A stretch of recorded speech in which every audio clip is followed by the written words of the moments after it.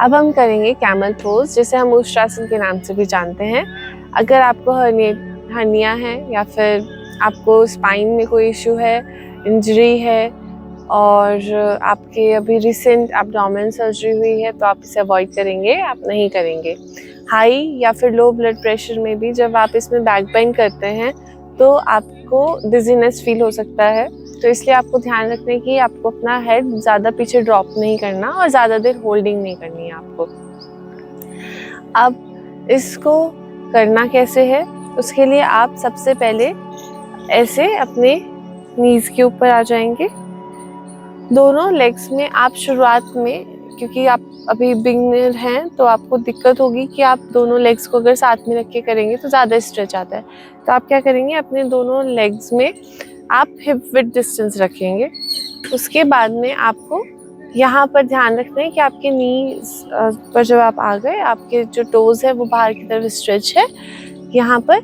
अब आप अपने हैंड्स को सामने की तरफ लेकर जाएंगे, पाम्स एक दूसरे को फेस करें, अब पाम्स आउटसाइड फेस करेंगे इस तरह से।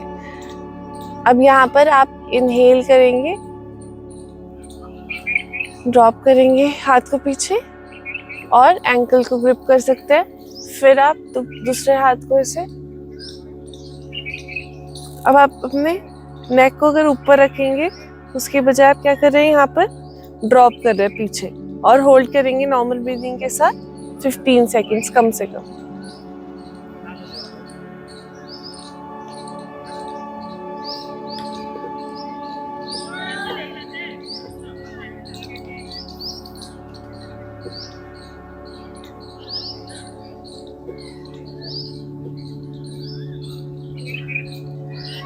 इनहेल करते हुए वापस आएंगे।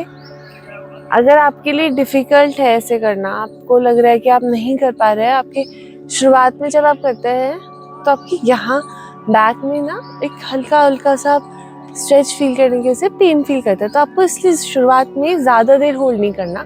5 सेकेंड, 10 सेकेंड, 15 सेकेंड करते करते आप टाइम इंक्रीज़ करेंगे। फिर भी अगर आपको डिफ़िकल्ट लगता है तो आप यहाँ पर अपने ब्लॉक्स को रख सकते हैं या फिर कुछ सपोर्ट के लिए पीछे रखिए, उसके ऊपर अपने हैंड्स को प्लेस करिए, तो ज़्यादा बैक बेंडिंग नहीं होगी आपकी। या आप अपने हैंड से सपोर्ट देकर भी इस तरह से भी ड्रॉप कर सकते हो। बस उस पर आपको ध्यान रखना है कि आपके जो एब्डोमेन से, जो आपके बैक से आपको फ्रंट साइड स्ट्रेच करना है, आगे की तरफ पुश करना है पेल्विक रीजन से, इस तरह से।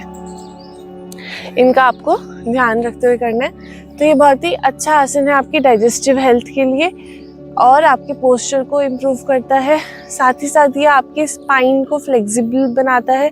जैसे जैसे आपका होल्डिंग टाइम इंक्रीज होता जाता है, आप फील करेंगे कि आपकी स्पाइन पहले से ज़्यादा फ्लेक्सिबल हो रही है और आपके आसनास जो हैं वो बहुत ही अच्छे लगने लग जाएंगे, जिसमें आपके स्पाइन की फ्लेक्सिबिलिटी की रिक्वायरमेंट होती है। यह आपके चेस्ट और शोल्डर्स को भी स्ट्रेच करता है, जिसकी वजह से रेस्पिरेटरी सिस्टम पर भी इफेक्ट आता है। गुड।